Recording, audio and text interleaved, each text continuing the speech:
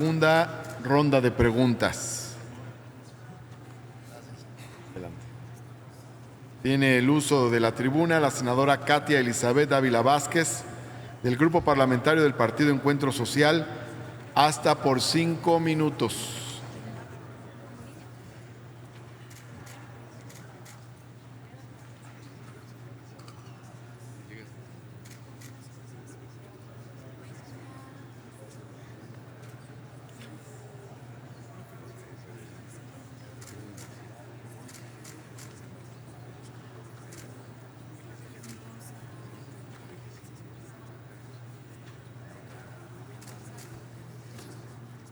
Buena tarde nuevamente a todos. Seré muy breve en esta segunda intervención.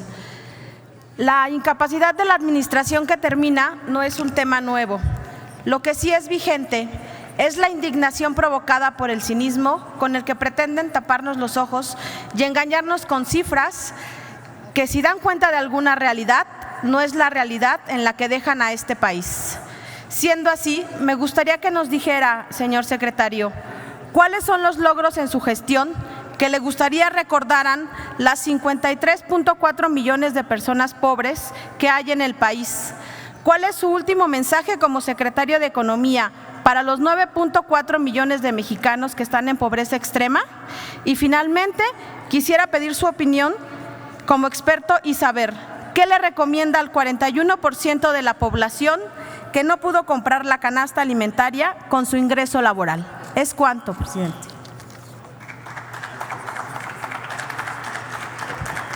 Muchas gracias, senadora. Se concede ahora el uso de la palabra a la senadora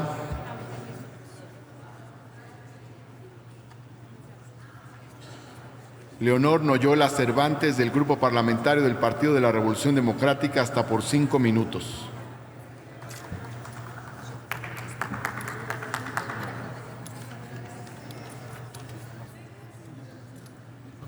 Sí, está.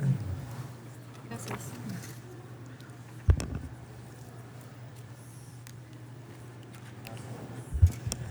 Con su venia, señor presidente. Secretario de Economía, licenciado Ildefonso Guajardo Villarreal, sea usted bienvenido.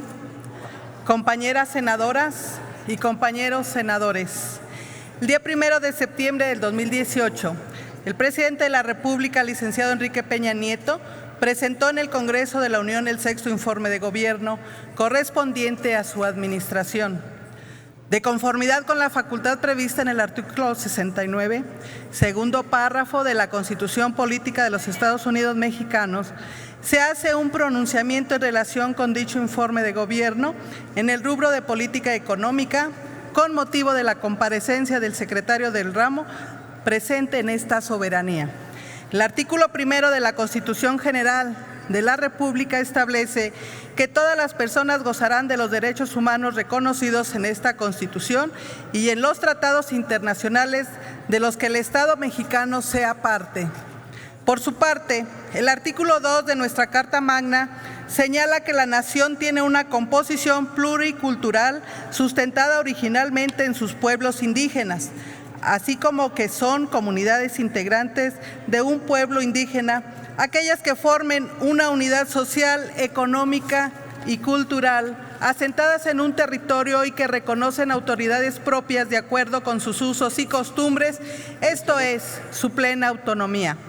El día 27 del mes de junio del año de 1989 se adoptó en la ciudad de Ginebra, Suiza, durante la reunión de la Conferencia General de la Organización Internacional del Trabajo, el Convenio 169 sobre pueblos indígenas y tribales en países independientes. El citado convenio fue aprobado por esta Cámara de Senadores del Honorable Congreso de la Unión el día 11 del mes de julio del año 1990. Según decreto publicado en el Diario Oficial de la Federación el día 3 del mes de agosto del propio año. De la lectura del citado convenio, que es de observancia obligatoria para nuestro país, en lo que nos interesa, se advierte lo siguiente. Los derechos de los pueblos interesados a los recursos naturales existentes en sus tierras deberán protegerse especialmente. Estos derechos comprenden el derecho de esos pueblos a participar en la utilización, administración y conservación de dichos recursos. En caso de que pertenezca al Estado la propiedad de los minerales o de los recursos del subsuelo o tenga derechos sobre otros recursos existentes en las tierras, los gobiernos deberán establecer o mantener procedimientos con miras a consultar a los pueblos interesados a fin de determinar si los intereses de esos pueblos serían perjudicados y en qué medida, antes de emprender o autorizar cualquier programa de prospección o explotación de los recursos existentes de sus tierras. Los pueblos interesados deberán participar siempre que sea posible en los beneficios que reporten tales actividades y percibir una indemnización equitativa por cualquier daño que puedan sufrir como resultado de esas actividades.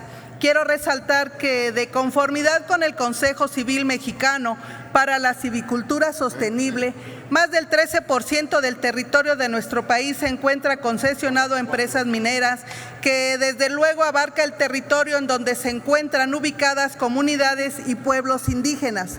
Esta situación coexiste con el hecho de que más de la mitad del territorio mexicano es propiedad social, de conformidad con el artículo 27 de la Constitución Federal, lo cual trae como consecuencia que se lleven a cabo negociaciones entre las empresas mineras y los ejidatarios y comuneros, en lo que generalmente, y dada la desventaja de estos últimos, resultan perjudicados. Aunado a lo anterior, debe agregarse el hecho de que la ley minera contempla como sujeto de expropiación a todo terreno donde se encuentren los minerales y que muchas de las labores de explotación o incluso exploración por parte de las empresas mineras dejan los suelos inservibles para su futuro aprovechamiento. Por ejemplo, la contaminación, deforestación, erosión y pérdida del suelo fértil. En el grupo parlamentario del Partido de la Revolución Democrática, uno de los temas prioritarios de su agenda legislativa es lo relativo a los pueblos y comunidades indígenas, sobre todo en materia de consultas previas en todos los temas que les afecten. Por todos estos motivos, formulo al secretario de Economía, licenciado Ildefonso Guajardo Villarreal, la siguiente pregunta. Primera, ¿cuál es la situación actual en cuanto al cumplimiento de los compromisos internacionales en materia de consulta indígena en el sector minero? ¿Y cuáles son las acciones que ha realizado su administración para atenderlos? Por su respuesta, señor secretario, muchísimas gracias. Es cuanto, señor presidente. Gracias por la atención. Muchas gracias, senadora. Se concede ahora el uso de la palabra a la senadora Alejandra Lagunes, del Grupo Parlamentario del Partido Verde Ecologista de México.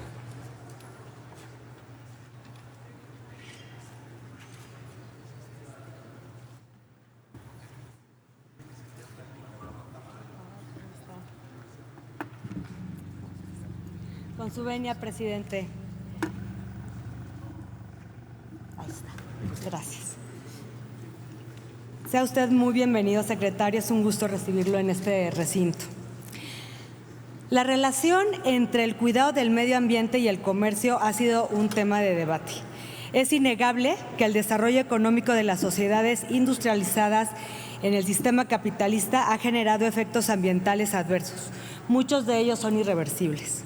Sin embargo, también es cierto que, dado el contexto actual, la emergencia del cambio climático y el surgimiento de nuevas tecnologías, hoy nos vemos obligados a modificar la visión que pone la generación de riqueza por encima de todo y nos obliga a buscar una nueva visión, más justa y sostenible en relación con el medio ambiente. La adopción del TLCAN en 1994 otorgó relevancia a este tema, convirtiéndose en el primer acuerdo comercial que incorporó cuestiones ambientales, lo cual sentó un precedente a nivel global. El tratado logró preservar espacios para instrumentar los acuerdos sobre medio ambiente, incluso antes de que existieran, como la Convención de la ONU sobre el Cambio Climático o el Protocolo de Kioto, firmados después que se firmó el TLCAN. En la actual ronda de Doha, los miembros han iniciado las primeras negociaciones multilaterales sobre comercio y medio ambiente de la historia. Varios aspectos de la ronda de Doha inciden directamente en el desarrollo sostenible y, por lo tanto, pueden contribuir en forma positiva a los esfuerzos de mitigación y adaptación a los efectos del cambio climático. El Tratado Integral y Progresista de Asociación Transpacífico, CPTPP por sus siglas en inglés, contiene un capítulo sobre medio ambiente que busca promover políticas comerciales y ambientales que coexistan y se apoyen mutuamente, así como niveles de protección ambiental y la efectiva aplicación de las leyes ambientales. Este acuerdo reconoce el valor de la cooperación y promueve la difusión de información y la participación pública en temas como la protección de la capa de ozono, el uso sostenible de la biodiversidad, el manejo de especies exóticas invasoras y la contaminación del medio marino, entre otros. El CTPP contiene por primera vez en un tratado de libre comercio disposiciones específicas correspondientes a la transición hacia economías bajas en carbono, a la biodiversidad, especies exóticas invasoras, bienes y servicios ambientales, a la conservación y comercio y a las pesquerías marinas. Si bien estos son ejemplos de inclusión del medio ambiente en el comercio, la mayor parte de estos acuerdos son recientes y existe muy poca experiencia en la implementación efectiva a las medidas ambientales, partiendo de los acuerdos comerciales. Ha sido un lento proceso de aprendizaje continuo y del cual los países podrían tomar mayor ventaja al intercambiar experiencias para garantizar el avance de la problemática ambiental.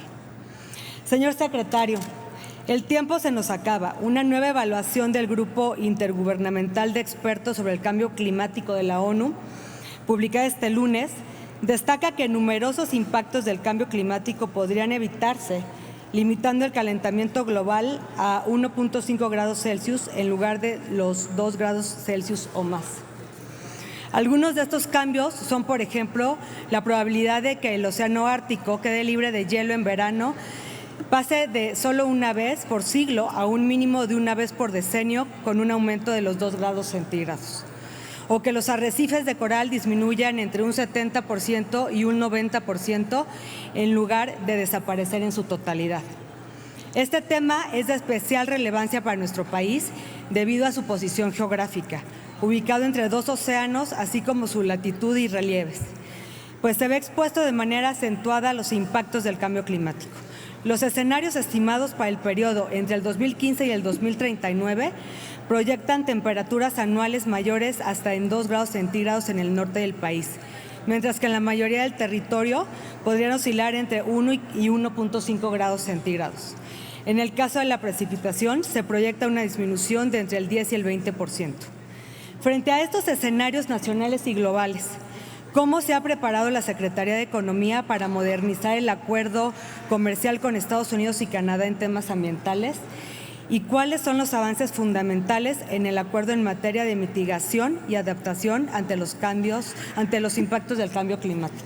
Muchas gracias.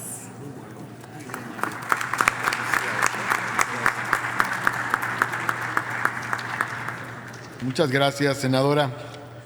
Tiene ahora el uso de la palabra la senadora Giovanna del Carmen Bañuelos, del Grupo Parlamentario del Partido del Trabajo.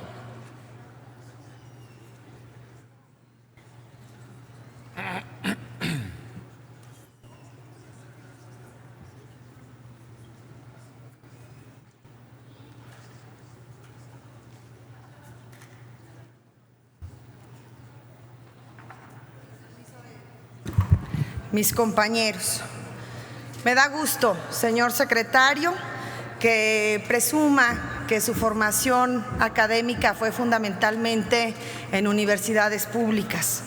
Paradójicamente, este gobierno ha buscado y ha hecho un gran esfuerzo por cerrar universidades públicas, pero vamos a su ponencia. Reconoce que el gobierno está en deuda con las pequeñas y medianas empresas por las concentraciones monopólicas. También reconoce que a las pymes les falta infraestructura. Menciona que a través del Instituto Nacional del Emprendedor se crearon 95,000 proyectos pymes y se entregaron 500,000 de créditos. Sin embargo, de acuerdo a especialistas, el 99% de las pequeñas y medianas empresas fracasan. Les solicito que nos explique de los 95,000 proyectos pymes, ¿cuántos han tenido que cerrar o cuántos han fracasado? Porque creo que una cosa es hablar de grandes logros, pero se oculta la realidad sobre las pequeñas y medianas empresas en nuestro país. En el documento del 6º informe de gobierno se lee que una de las principales metas del Plan Nacional de Desarrollo es alcanzar un México próspero. Posteriormente se desglosan los objetivos de la Administración Federal, que son referentes a la estabilidad económica, acceso equitativo a proyectos, empleo de calidad, economía con responsabilidad, eficiencia en la cadena productiva, desarrollo en el mercado interno y sectores estratégicos, así como garantizar la seguridad alimentaria. Es decir, el documento plasma una serie de buenas voluntades, utopías y metas que o no se alcanzaron o se quedaron a medias. La realidad de nuestro país es otra. Ni los mexicanos acceden a proyectos productivos de manera equitativa, no hay empleo de calidad y sobre todo bien remunerado, el mercado interno es dispar y estamos lejos, muy lejos, de garantizar la seguridad alimentaria. Por otro lado, al final de cada sexenio se cacarea que hay estabilidad económica. Los especialistas en materia y defensores a ultranza de este gobierno tratarán de convencer que los efectos adversos que hay en la economía mexicana se derivan de los efectos de la economía global. Pero al mexicano que no comprende estos términos rimbombantes y eufemismos financieros, de nada le sirven en su supervivencia cotidiana. Más que respuestas fastuosas, el mexicano quiere saber por qué su poder adquisitivo sigue en picada, por qué no se reorientó el modelo económico mexicano con una visión más humanista y con sensibilidad social. Yo le pido, señor secretario, respuestas claras y comprensibles para que los ciudadanos puedan hacer sus propios juicios de valor sobre lo que se ha hecho en los últimos 6 años. Para eso son estas comparecencias, compañeras y compañeros, de un verdadero ejercicio entre poderes y un eco ante la ciudadanía. Hagamos un breve diagnóstico del México actual. Las autoridades federales no lograron alcanzar el crecimiento económico prometido al inicio del sexenio. Además, nuestro país registra el crecimiento más bajo en los últimos 4 años, lo que afectó el sector industria y la desaceleración del sector servicios. En 2017, la producción industrial cayó en un 0.6%. En las últimas 3 décadas, el poder adquisitivo del mexicano ha caído en un 80%. De acuerdo a la Facultad de Economía de la UNAM, se requieren 24 horas continuas de trabajo para abastecer las necesidades básicas. Desde hace décadas, el sector primario, me refiero al sector agrícola, ha estado estancado. Mientras los especialistas consideran que el detonante de este sector conlleva un crecimiento y desarrollo económico, las autoridades han abandonado a los productores del campo. Los datos más recientes refieren que la inflación sigue en aumento. Se ubicó en 5.02% anual, la más alta observada desde marzo. Por otro lado, la productividad laboral no está en un buen momento, es decir, se encuentra estancada. La misión de la Secretaría de Economía es fomentar la productividad y la competitividad en México. Sin embargo, mientras persista este modelo económico, continuará la tragedia nacional. Secretario, le formulo las siguientes preguntas. ¿Evaluó o propuso nuevas estrategias para inducir la productividad a metas más favorables? ¿Qué justificación se tuvo desde el gobierno federal para no reorientar las políticas económicas del país? ¿Por qué supeditar el interés de los mexicanos, que es el interés de la nación, a intereses empresariales y transnacionales. Es cuanto, secretario, es cuanto, compañeros.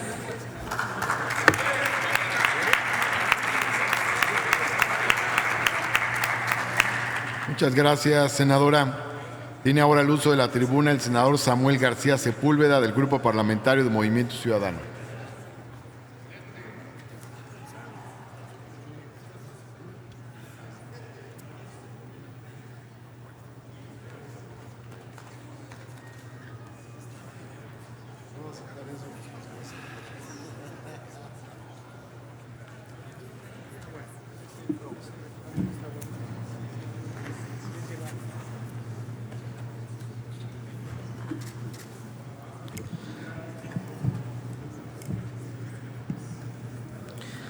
Gracias, presidente.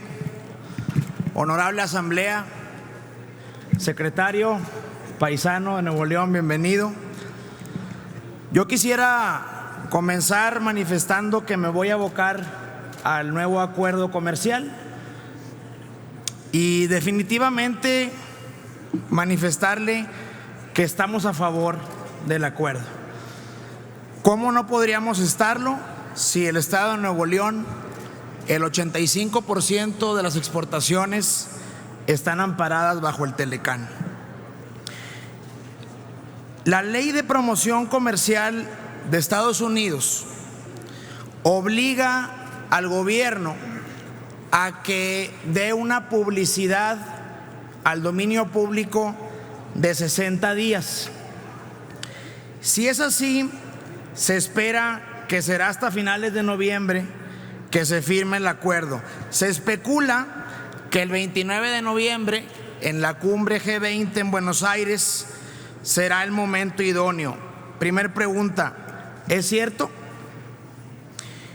Con mucha atención a su participación, nos quedan las siguientes dudas. 1. ¿Este acuerdo es tratado, es convenio? Nadie nos lo ha confirmado. Y es muy importante porque si fuera un acuerdo, pues Donald Trump, sin necesidad de el Senado, pudiera firmarlo o inclusive salirse. Y de ser tratado, en Estados Unidos se obliga a dar un impacto económico. Nos van a dar al Senado de la República un impacto económico del tratado. Nos van a decir quizá cuántas empresas automotrices van a quebrar porque su contenido viene de Asia, de Corea o de Japón.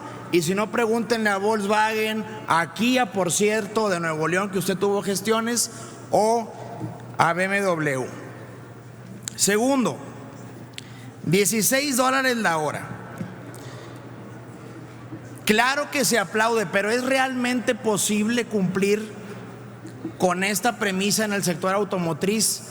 El tratado nos va a dar mucha interpretación porque no nos es claro si aplica únicamente a la armadora o si también aplica a los clústeres, ya que son las pymes quienes al final del día hacen los productos, las refacciones y obviamente los motores.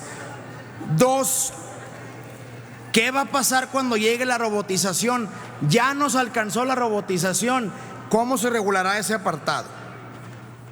3. Transporte.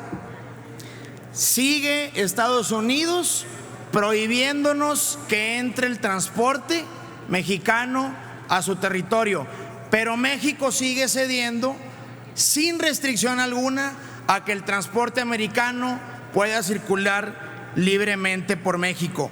¿Por qué? 4. Medio ambiente. Ni se hace referencia al cambio climático, ni se toma en cuenta el protocolo de París, ni de Tokio, y nada se dice respecto de la industria que contamina. Nuestra tierra, Monterrey, es ya la ciudad más contaminada de América Latina y no viene en el tratado qué prácticas se les van a pedir a estas empresas. 5.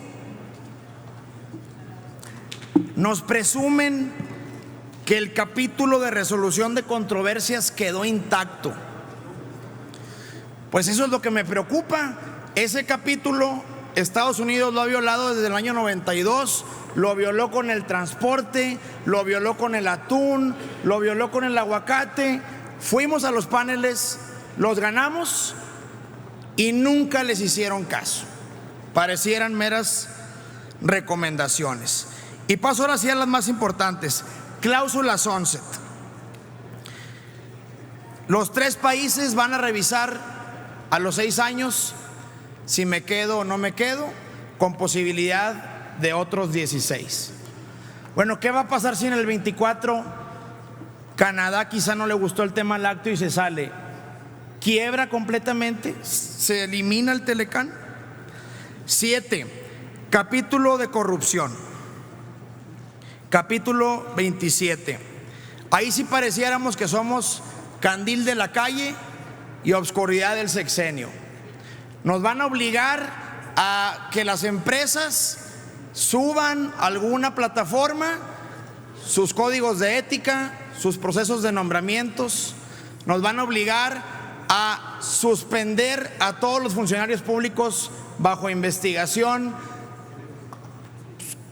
¿Con cuántos nos vamos a quedar?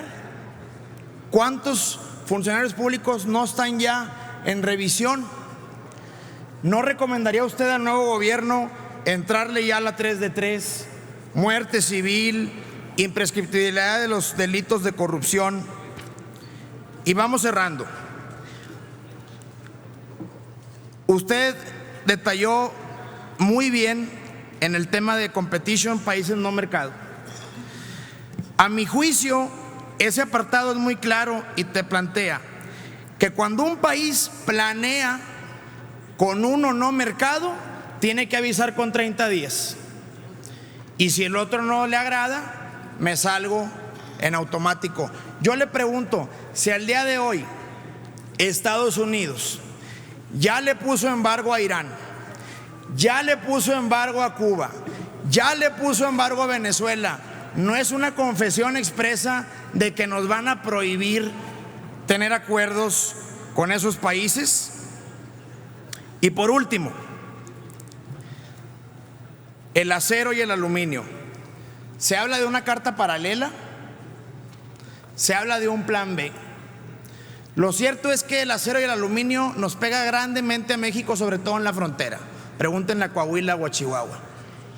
Si nos van a dejar ese arancel, aún y con eso nos van a pedir al Senado que ratifiquemos el acuerdo a pesar de ceder enormemente. Y en la industria automotriz, y ya para que no me den más recaditos, es cierto, si no cumplimos con el contenido de origen, nos van a poner un arancel del 2.5%. Bueno, ya hoy en el mercado un arancel del 2.5 te saca del mercado. Nada más vean cómo se pelean las agencias de carros por 1,000 pesos. Ahora imagínense que a todas las que son de Corea, de Alemania, de Asia, nos pongan arancel del 2, Estados Unidos va a ganar. Por todo lo anterior, muchas gracias, y son las dudas del Grupo Parlamentario de Movimiento Ciudadano. Gracias, senador. Tiene ahora el uso de la palabra la senadora Verónica Martínez, del Grupo Parlamentario del Partido Revolucionario Institucional.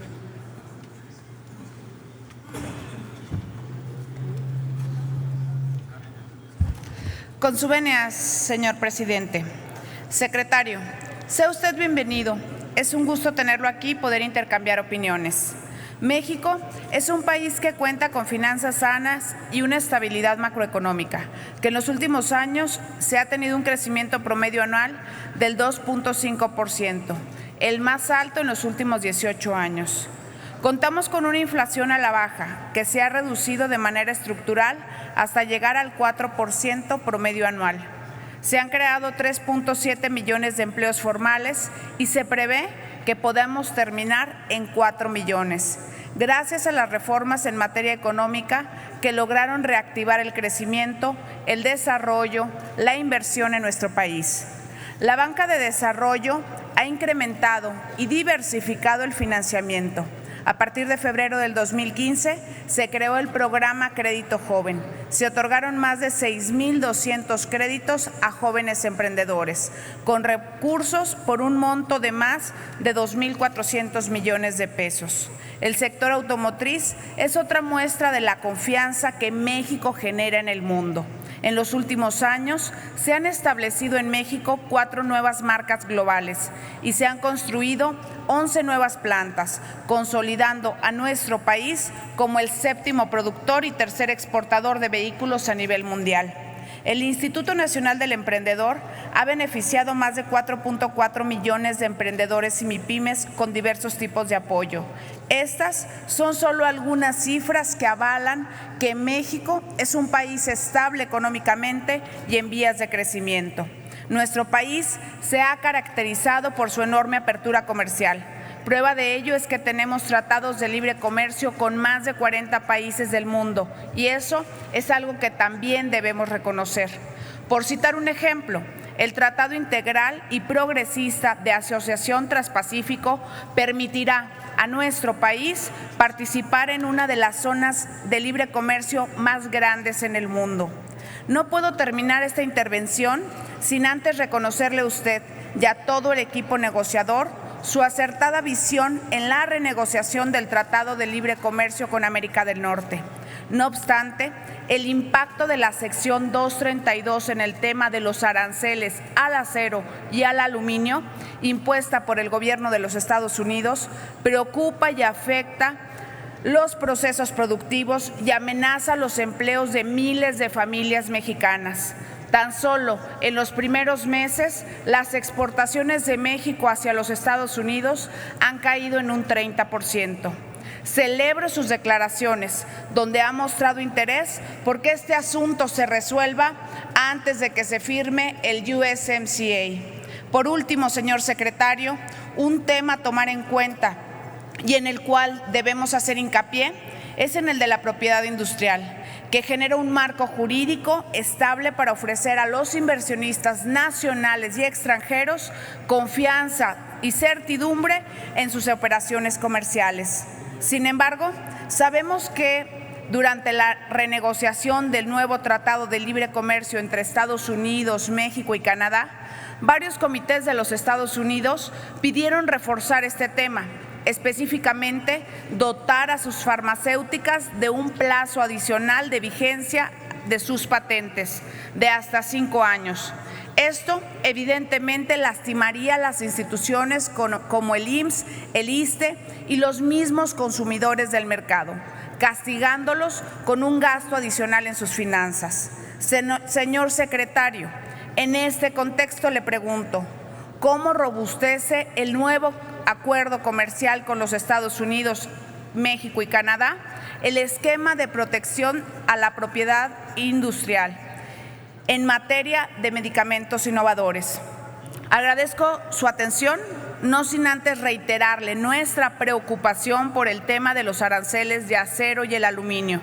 Confiamos en que este tema se pueda resolver en defensa de los intereses de la industria mexicana. Es cuanto, senador presidente. Muchas gracias, senadora. Tiene el uso de la tribuna el senador Víctor Fuentes, del Grupo Parlamentario del PAN.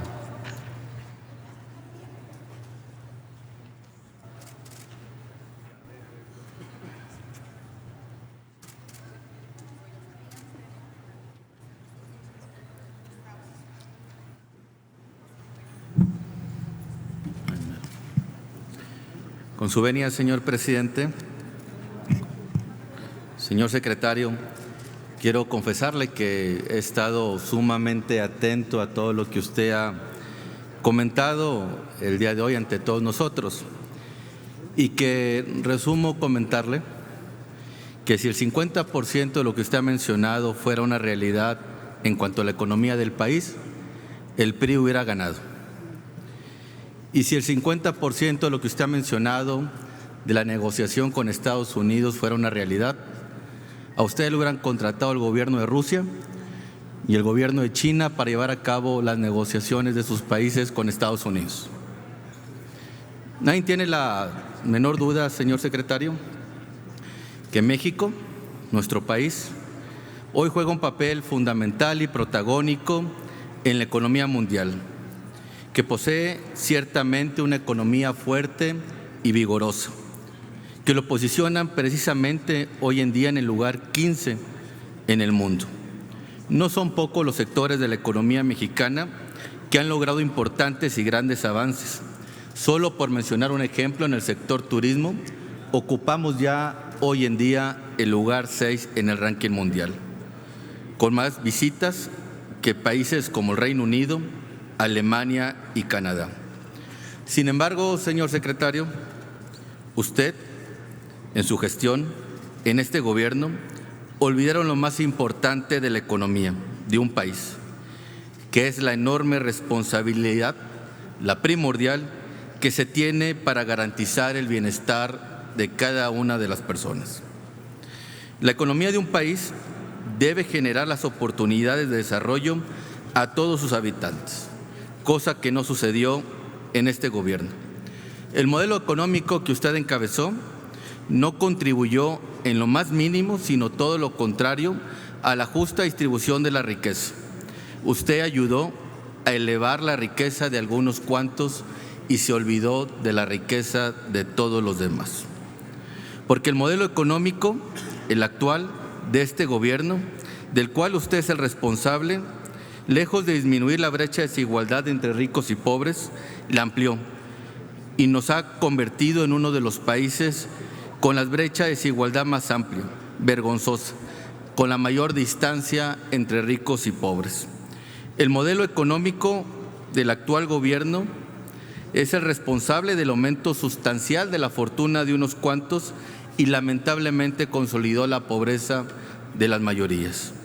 Porque gracias a las políticas monopólicas que se vieron apoyadas en el actual gobierno y los privilegios de algunos cuantos empresarios, cifras que han salido a relucir en las últimas fechas, nuestro país paradójicamente tiene a muchos de los hombres más ricos del mundo, pero lamentablemente también tiene una de las mayores pobrezas de la orbe.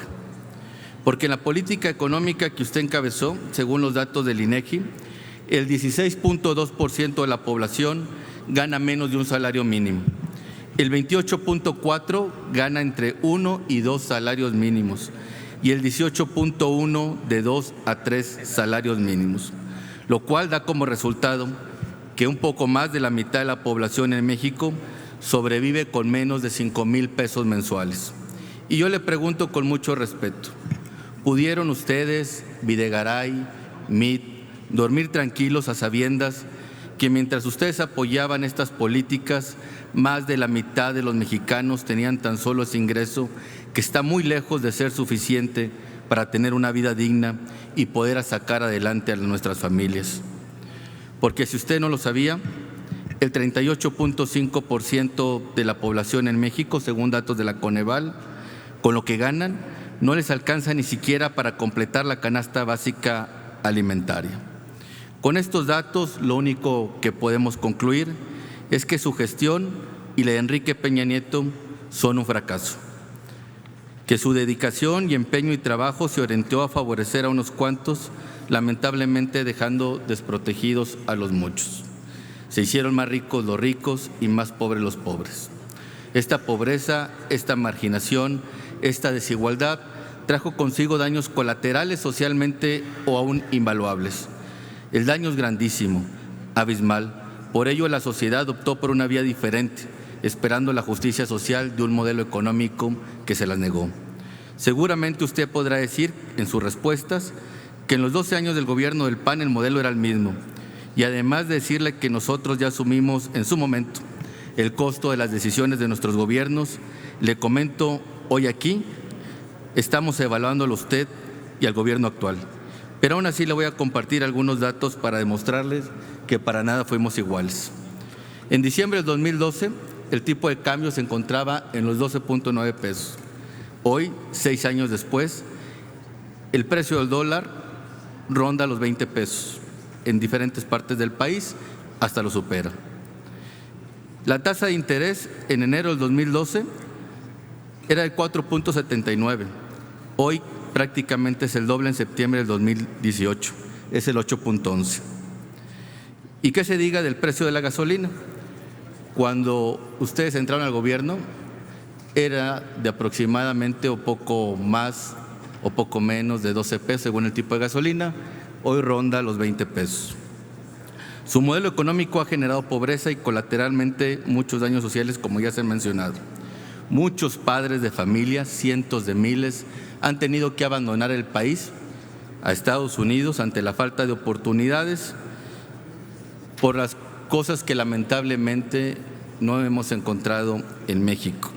Y que, por cierto, esta marginación y el tráfico de armas no fueron parte de la fría negociación del acuerdo comercial con Estados Unidos, país que maltrata a nuestros migrantes y connacionales, que separa a los niños mexicanos de sus padres de la manera más inhumana, violando gravemente sus derechos humanos, y un país que nos pasa por su frontera ilegalmente las armas con las que todos los días nos matamos los mexicanos unos con otros en una guerra derivada por el tráfico de drogas que pasan por nuestro país, pero que en los Estados Unidos consumen. Pero como estos temas no son negocio, como estos temas no tienen nada que ver con lo que sus jefes le mandataron, no le dieron la importancia en la negociación que se está llevando a cabo. Le comparto también que la situación del país, esperemos y todos confiamos, como se ha comentado aquí, va a cambiar pronto. Tan solo hace unas semanas nuestro amigo el senador Miguel Ángel Mancera presentó una iniciativa para pasar del salario mínimo al salario digno, a lo cual nos sumamos prácticamente todos los grupos parlamentarios, porque ya basta que las grandes empresas mexicanas y más las extranjeras salgan a competir al mundo con productos elaborados en México, pagando los salarios más bajos. Y porque también esta Cámara, como la de diputados, hemos coincidido todas las fuerzas políticas en darle reversa al gasolinazo, en eliminar el IEPS a las gasolinas y al diésel, lo que traerá a la economía de nuestras familias beneficios inmediatos para evitar, entre otras muchas cosas, el aumento en el transporte público en el Estado de Nuevo León. Concluyo. Le comento, para su anecdotario como representante de la tecnocracia mexicana, que de acuerdo al Banco Mundial en el 2017 retrocedimos lugares al pasar del lugar 47 en el 2016 al lugar 49 en la lista de países para hacer negocios. Y el retroceso es aún mayor si consideramos que en el 2015 el país ocupaba la posición número 39, por lo que tan solo en 2 años perdimos 10 lugares en ese mismo ranking. Termino preguntándole, señor secretario, ¿por qué no pudimos avanzar más lugares como país? ¿Por qué tenemos retrocesos tan marcados? ¿Qué se dejó de hacer para mejorar la posición competitiva de nuestro país en respecto al mundo? Lo mejor de todo esto es que su gestión está por terminar, que está por concluir y que políticos insensibles e inhumanos como los de este gobierno esperamos no verlos jamás. Es cuanto, presidente.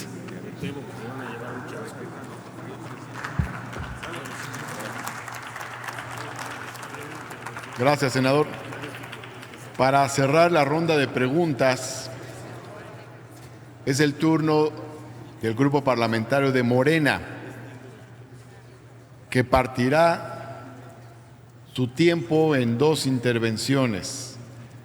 Una pregunta la hará la senadora Rocío Abreu Artiñano y la segunda pregunta la hará la senadora Ifigenia Martínez.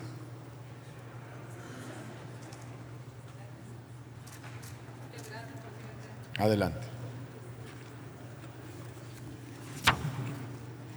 Estamos ahí, perfectos. Pues muy buenas tardes, bienvenido, secretario, a este pleno, al Senado. Y a nombre del Grupo Parlamentario de Morena, quisiera yo tocar 2 temas que son del interés general, haciendo voz al sentir sobre todo el Tratado Integral Progresista de la Asociación Transpacífico en relativo a la cadena textil y confección. La cadena textil y confección exporta anualmente al mundo 6.600 millones de dólares, lo que ubica a México como el 11º lugar exportador mundial y el 8º de países de productores de confeccionados. En los últimos años, Esta industria ha invertido 2.500 millones de dólares en nuestro país y brinda empleo a alrededor de 1.270.000 trabajadores, cifra que representa el 10% del total del empleo de manufactura en México. Además, el 80% de la fuerza laboral de la cadena textil de confección lo conforman mujeres jefas de familia. El 24 de abril del 2018 fue aprobada dicha tratado por el Senado. En las reuniones previas a esta aprobación, se señaló con insistencia que la cadena textil de confección sería una de las industrias que tendrían serias afectaciones a causa del tratado y de las prácticas desleales del país como Vietnam, Malasia, con prácticas en su industria textil y de confección. La situación es grave puesto que si la potencia del Gobierno de México, los efectos del tratado en la industria, según la proyección de la Cámara Nacional de la Industria Textil, pronostica una pérdida hasta del 36% del mercado interno por efectos de incremento de la importación más barata por prácticas desleales y, por lo tanto, una pérdida de 150,000 empleos formales. Señor secretario, el Gobierno mexicano y la Secretaría de Economía ha buscado la eliminación en la lista de escasos abastos del tratado antes mencionado, y si no es así, ¿qué medidas ha realizado usted en la cabeza de la Secretaría para contrarrestar las distorsiones que provoca esa lista? Y referente a este tema, deseamos saber si la Secretaría de Economía ya inició las negociaciones con su contraparte vietnamita para llegar a un acuerdo bilateral de buena voluntad que acote a un cupo con montos definidos el acceso a productos sensibles para la industria mexicana originada en Vietnam. Quisiera yo comentar otro tema que nos tiene de mucha preocupación, que es referente a los medicamentos biotecnológicos. El llamado Acuerdo México-Estados Unidos-Canadá plantea varias interrogantes. Una de estas tiene que ver con el artículo 20F14, que hace referencia a los medicamentos biotecnológicos y el sistema de propiedad intelectual. Este artículo se establece que los países de la MEC deben de brindar una protección efectiva al mercado y amplía en un periodo no menor a 10 años el tema de las franquicias o los medicamentos biotecnológicos. Si hablamos de la propiedad intelectual, estaríamos hablando de 20 años que nos refiere una franquicia o la protección de la patente. Y si además de esto le sumamos 10 años más dentro del tratado, estaríamos hablando de 30 años y nos pondría en una situación muy complicada para medicamentos que hoy en día son de difícil acceso económico para la población, pero no solo eso, que representan temas tan sensibles como es el VIH, como es el cáncer y otras enfermedades crónicas degenerativas. Nos preocupa sobremanera el por qué permitir que nos vayamos a un tema y un término de 30 años, cuando quien es el principal afectado en esta cuestión económica van a ser los ciudadanos que se encuentran enfermos. Entonces quisiera yo saber por qué el gobierno mexicano aceptó esta disposición. ¿Cuáles fueron los parámetros y las condiciones tomadas en cuenta que llevaron al equipo a negociar y acceder a este punto que lastima tanto a la sociedad mexicana? No cabe duda, y yo no dudo de la experiencia y la capacidad, pero antes de emitir un juicio, quisiera yo saber los planteamientos, por qué aceptamos algo que lastima tanto al pueblo mexicano. Muchas gracias.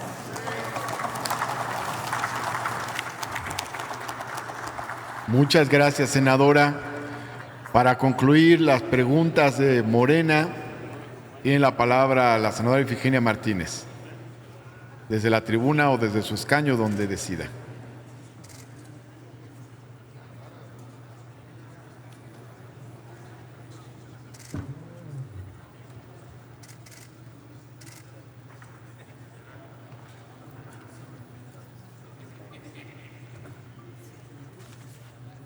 Sí, como está muy bien.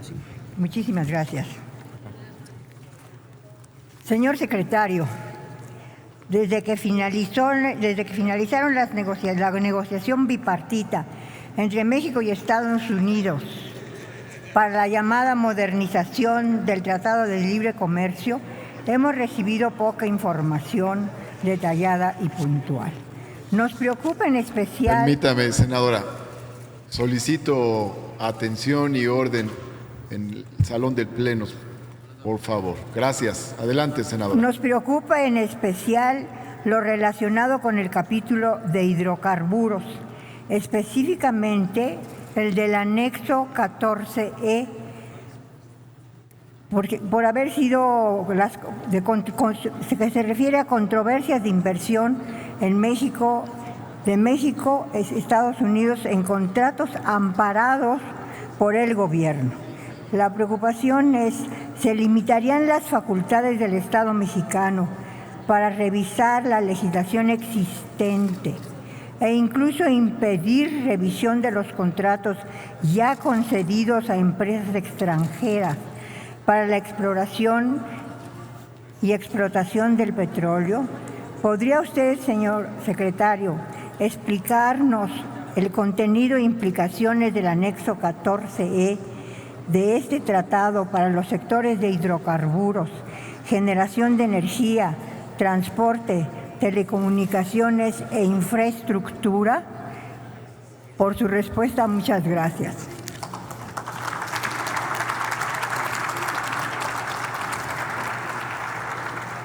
Muchas gracias, senadora maestra Ifigenia Martínez. Tiene ahora el uso de la palabra el maestro Ildefonso Guajardo Villarreal para responder a las preguntas planteadas en la segunda ronda. Adelante, secretario.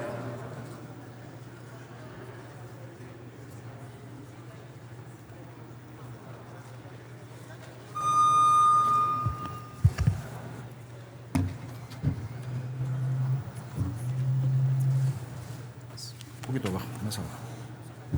Abajo. Más. Ahí está. Con su permiso, señor presidente, agradeciendo a las senadoras y senadores que han participado en esta segunda ronda de preguntas y reconociendo que algunos de los temas específicos, no los mayores, los importantes, merece un comentario de la primera ronda debido a que fueron algunas de las preguntas que quedaron sin contestación. Hablábamos de los dos Méxicos y hablábamos de la importancia que la política pública logre jalar a ese México que tiene que llegar a los mismos niveles de desarrollo. El país, sin duda, lo tiene que resolver. Parecería ser que esta dicotomía es una dicotomía que pudiera mantenerse. No se puede mantener. Justamente en un país claro, con condiciones de viabilidad democrática, el sur-sureste tiene que estar integrado en el norte. Las zonas económicas especiales fueron diseñadas justamente con esa visión. Cómo poder generar riqueza en regiones donde el desarrollo no ha podido impactar la transformación del capital humano y la viabilidad. Ha habido múltiples intentos en el mundo.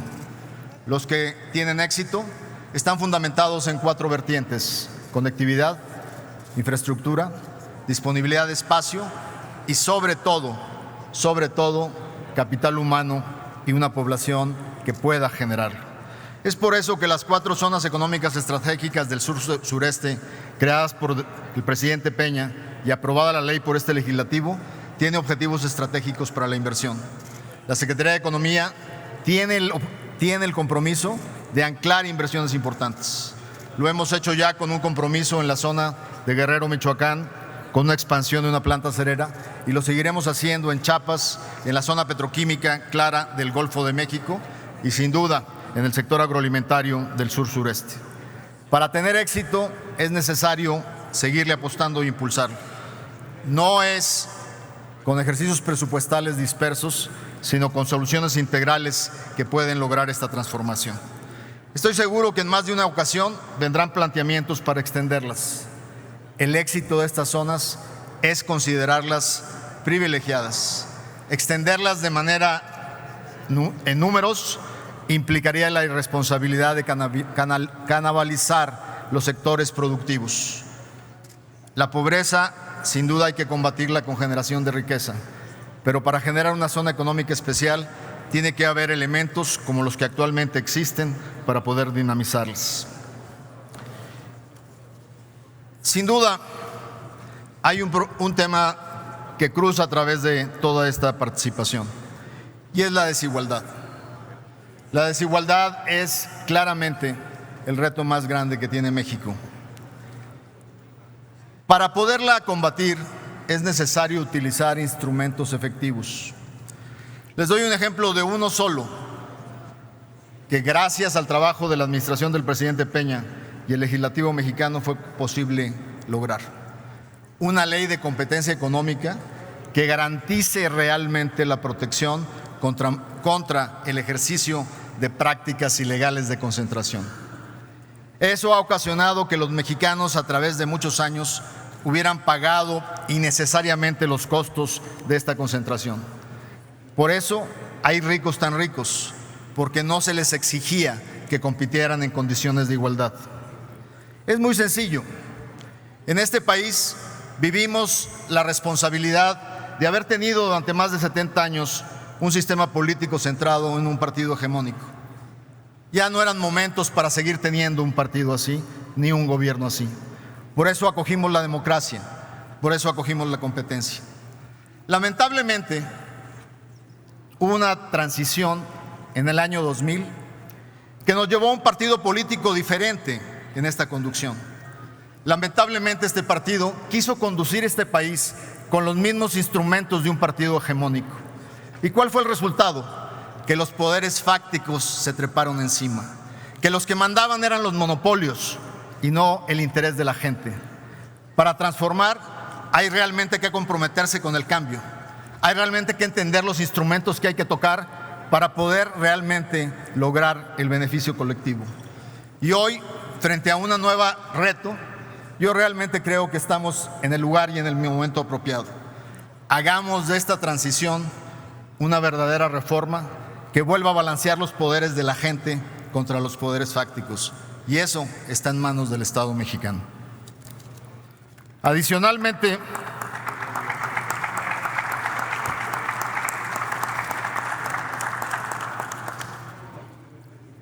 hubo una serie de comentarios que quiero poder claramente resolver en materia del acuerdo. Y me voy a concentrar en la mayor parte de ellos. Yo diría que de las casi 10 observaciones que se hicieron, empezaría a tratarlas directamente. La primera de ellas, ¿cuándo se firma? La firma del acuerdo, sin duda, desde el punto de vista legal, puede ser hecha o por los ejecutivos o por quien ellos designen como sus representantes. Y esta ocurrirá, sin duda, el último día del mes de noviembre. Pero esto no significa que tiene que ser en un espacio único, pudiera serlo, pero no tengan ustedes la menor duda que este tratado se firmará antes de que termine la administración del presidente Enrique Peña Nieto. En segundo lugar, el estatus del acuerdo. ¿Es tratado o es acuerdo? La diferencia real en Estados Unidos es que cuando se vota un tratado se requiere mayoría calificada del Congreso. Cuando se vota un acuerdo requiere mayoría simple. Pero las responsabilidades mismas del acuerdo son exactamente iguales. No hay diferencia desde el punto de vista de compromisos y no hay diferencia de las restricciones legislativas. En este contexto, atenderé la solicitud, que es parte del compromiso, de poder compartir con este Senado de la República la evaluación de impactos del nuevo acuerdo. Es parte de la responsabilidad que generalmente, y en todos los acuerdos comerciales hemos cumplido. Tratar de tener una visión de impacto como lo hicimos en el CPTPP. Los $16 la hora, es bien importante aclararlo para evitar diferentes interpretaciones. Primero, del 75% de composición norteamericana de un automóvil, el 60% se puede producir en México actualmente. El 40% tendrá que ser realizado en una zona de salarios por encima de $16 la hora. Quiere decir que entre Canadá y Estados Unidos en este momento podrían localizar esa producción. ¿Qué es lo que implica? Que este 40% del 75%, sus componentes cumplan la condición. Es una manera indirecta de decir que hoy México puede producir 60% del componente norteamericano de un automóvil y que Canadá y Estados Unidos pueden producir el 40%.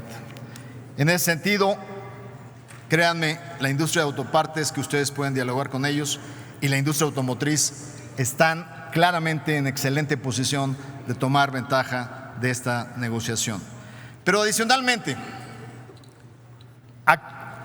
70% de los automóviles que producimos en este país, debido a su modelo de negocio, cumplirán exactamente el día 1 de enero del 2020 con el requisito previsto en esta nueva regla automotriz.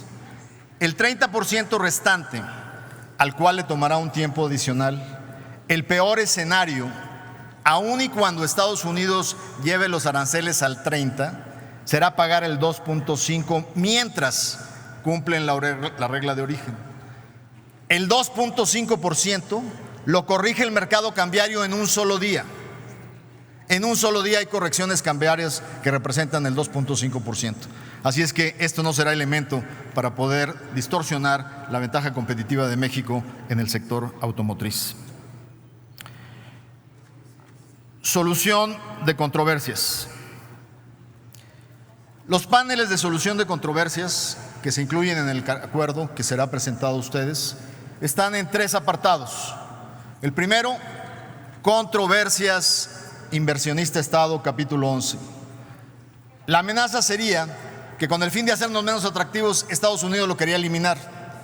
Después ofreció una opción de estar o no estar, donde ellos decían, nosotros no vamos a estar, pero si México quiere optar por estar, es tema de México. Los negociadores contestaron, de ninguna manera, la ley de tratados internacionales nos impide aceptar acuerdos de inversión que no sean recíprocos. ¿Cuál fue la estrategia de negociación? Pues que no se quede el 11, que desaparezca. ¿Por qué no gastamos capital negociador en el 11? Porque los más interesados de proteger a sus inversionistas están en Washington. Y así fue como llegamos a la solución de proteger el porcentaje más alto de inversiones con un capítulo 11 funcionando. El capítulo 19, controversias comerciales. ¿Qué es lo que nos dice el 19? Si cada país aplicando sus leyes contra competencia desleal llega a una solución, los otros países se reservan el derecho, a través de un panel, de analizar que no hayan hecho trampa en el proceso. Y aparentemente la preocupación es que tengamos paneles de solución de controversias porque en el pasado no han sido efectivos. Ahí sí, con todo respeto, exactamente en un panel del capítulo 20 de Estado-Estado, ganamos el tema del transporte en el 2007. Después de casi 13 años de incumplimiento estadounidense para la entrada de transportistas mexicanos, se ganó precisamente porque obtuvimos el derecho de poner sanciones comerciales contra los Estados Unidos y fueron dirigidas a sectores estratégicos. Gracias al capítulo, en este caso 20, Estado-Estado, pudimos ganar este posicionamiento. En el caso específico de la medida de revisión sexenal que tiene extensión a 16 años. Esto no quiere decir que en el 6º año forzosamente tiene que llegar el acuerdo, inicia la revisión. Se puede hacer el esfuerzo en el 7º, en el 8º, en el 9º, en el 10º, pero finalmente en el momento que se llegue a ratificar nuestra voluntad, se extiende por 16. En dado caso que esto no ocurra y lleguemos a un proceso de culminación, lo que pasaría concretamente, como es el escenario actual, que el país que se quiera salir se sale, pero el acuerdo no se destruye y se refuerza bilateralmente si es necesario. En el caso concreto del uso excesivo de la cláusula 3210 sobre el no hacer acuerdos con economías que no son de mercado. Solo para precisar, el caso de Venezuela no sería el caso, porque Venezuela, claramente México tiene un preacuerdo existente a través de la LADI y no sería incluido en estos objetivos. Y en el caso de Irán, con toda su controversia, tampoco está considerado como economía que no sea de mercado. Continuando dentro de estas dudas, me gustaría tocar el capítulo ambiental que fue ampliamente tocado por las senadoras y los senadores. En el capítulo ambiental establecemos nuestra obligación a cumplir no solo nuestros compromisos establecidos en nuestras leyes ambientales, incluyendo nuestros compromisos en materia de energías alternativas para reducir emisiones, pero al mismo tiempo señalamos nuestra adherencia a compromisos internacionales. El hecho que no haya una referencia explícita a calentamiento global no cambia exactamente la política mexicana en persecución de esos objetivos. El capítulo ambiental termina siendo fortalecido porque ahora será sujeto dentro del acuerdo a la solución de controversias, no como en el NAFTA original, que era un acuerdo paralelo que simplemente abogaba principios, pero no era claramente ejecutable.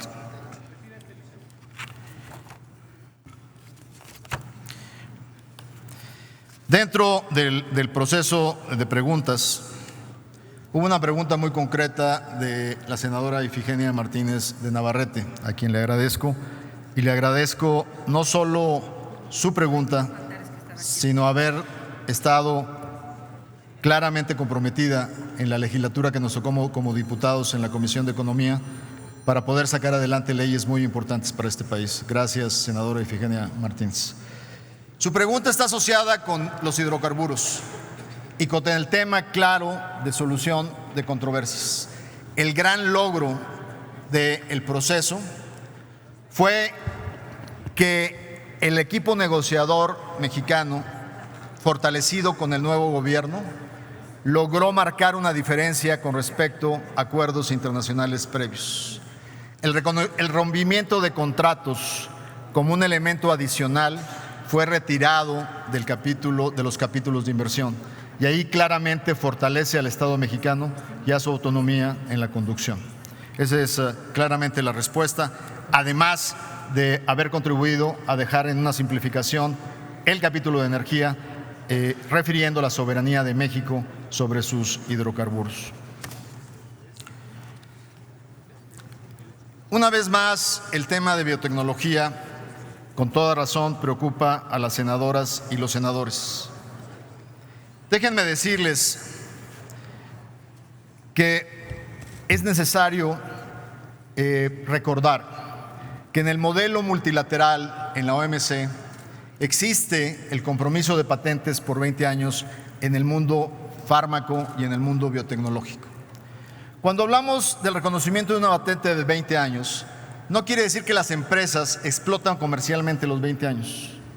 Entre lo que viene el registro de propiedad en el INPI, el proceso de investigación, generalmente se consumen entre 13 y 16 años sin salir a comercialización. La defensa efectiva de la innovación para poder buscar beneficio ocurre con la protección de datos, que en el caso de farmacoquímicos es 5 años y en el caso de biotecnológicos es hoy en México 8. Pero no quiere decir que entran sumadas al final de los procesos, pueden ser traslapadas en los procesos. Entonces no es preciso hacer una referencia de 30 años de comercialización y derechos exclusivos. Generalmente son muchísimo más cortos los periodos de explotación. Siempre en el tema fármaco está uno en el centro del famoso lema: no quiere uno ser tan cercano, no quiere tener la veladora tan cercana al santo porque lo quema, ni tan lejos porque no lo alumbra. La falta de protección a la innovación deja desabastecidos a los mercados para la solución de los problemas de salud. El exceso retrasa la generación de genéricos para las necesidades de la política de salud pública. En esta solución, claramente estamos apostando a la nueva medicina y estamos simplemente agregando 2 años a los que hoy existen en el modelo fármaco mexicano, considerando que hoy más del 90% es farmacoquímico, donde se estableció claramente el modelo de México sobre los modelos en América del Norte, con un sistema sumamente eficiente y probado en México en estos últimos años.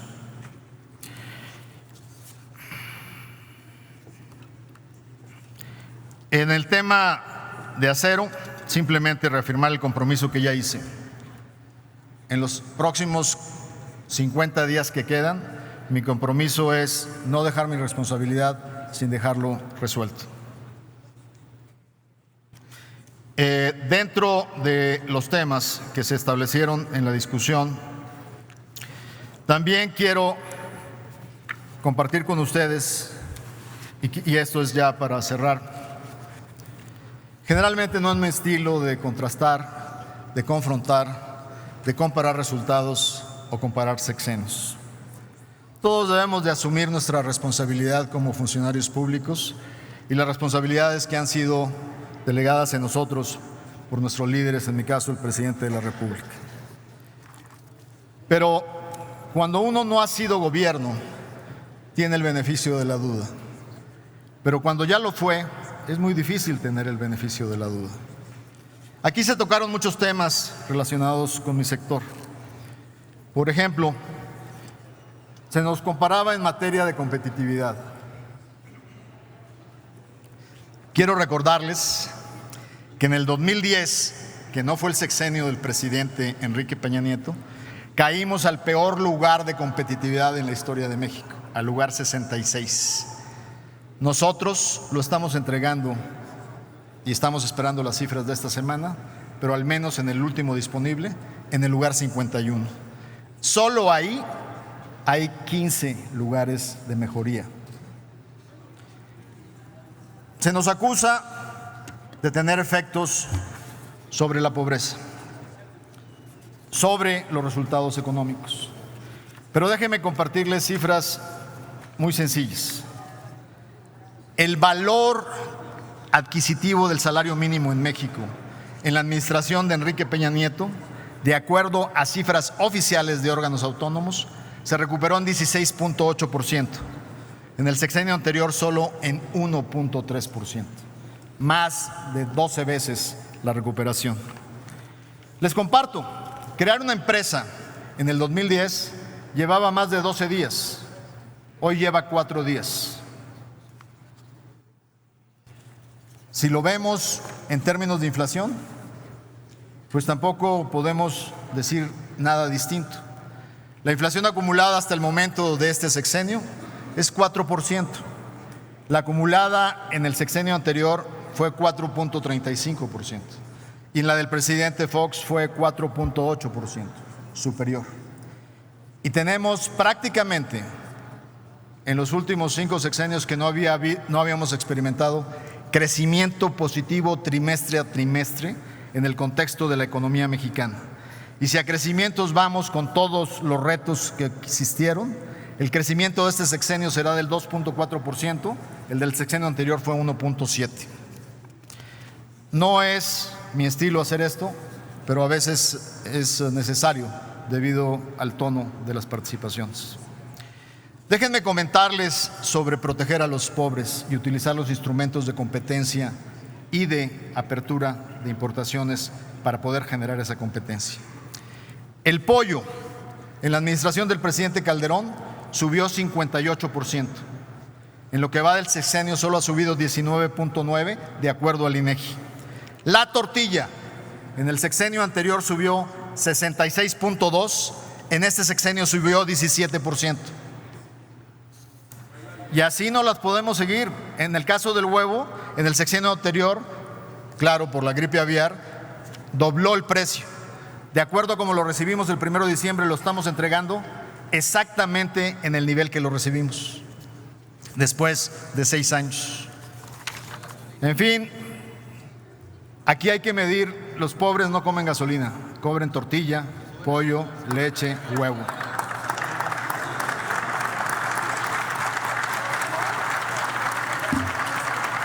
Señoras y señores diputados, si me permiten, iré yo al cierre. Perdón, me distrajeron, una disculpa. Señoras y señores senadores, cuando uno se le confiere una responsabilidad, claramente tiene que haber congruencia en lo que uno hace. En estos 6 años, el presidente Enrique Peña nos dio instrucciones claras al sector economía. Primero, avanzar en una diversificación de la plataforma del comercio exterior. Y lo hicimos a una velocidad importante. Modernizamos el acuerdo con Europa, nos integramos a Asia-Pacífico, nos integramos a América Latina y enfrentamos la responsabilidad más importante en negociaciones comerciales, dejarle a este país certidumbre en un nuevo TLC que levantara la lápida de la desconfianza y la incertidumbre. En materia de política industrial, sin duda que empujamos hacia la creación de cadenas de valor que integraran a pequeñas y medianas empresas. Se me preguntaba la tasa de éxito. Mejoramos la tasa de éxito de los pequeños y medianos negocios en esta intervención. Logramos fortalecer en 12% la integración de la cadena de valor. Sin duda, en temas de mejoramiento del ambiente, que es lo que más sufren las pequeñas, también atendimos la creación de sociedades de acción simplificada en conjunto con este Senado de la República y en el Congreso, dándole la posibilidad a los mexicanos que generan ingresos por abajo de 5 millones anuales de poder crear una empresa sin pagarle un notario y poderla construir en 24 horas cumpliendo con todas sus obligaciones. Hoy hay más de 17,000 empresas creadas en ese sistema. Bajamos el número de días de creación de negocios. Fortalecimos el sistema de patentación y fortalecimos el sistema para poder impulsar la innovación aplicada al sector productivo. Sin duda hay pendientes. Sin duda nos queda y les quedará mucho por hacer. Pero el objetivo es que todos trabajemos en la misma dirección. Si fuimos capaces, después de 20 años de intentos, de generar reformas importantes y necesarias para este país, creo que el camino claramente lo podemos seguir. Y lo podemos seguir trabajando todos juntos, sin distinciones partidistas, comprometidos con un solo objetivo. Y una vez más, refrendo mi compromiso, que mi responsabilidad frente a ustedes no cesa el 1 de diciembre. Si ustedes hacen reuniones de testimonio público para poder explicar lo negociado, un servidor está en la mejor disponibilidad de venir aquí a compartir claramente lo que hicimos durante estos 2 años de negociación. Muchísimas gracias por su atención y eternamente comprometido con este Senado de la República.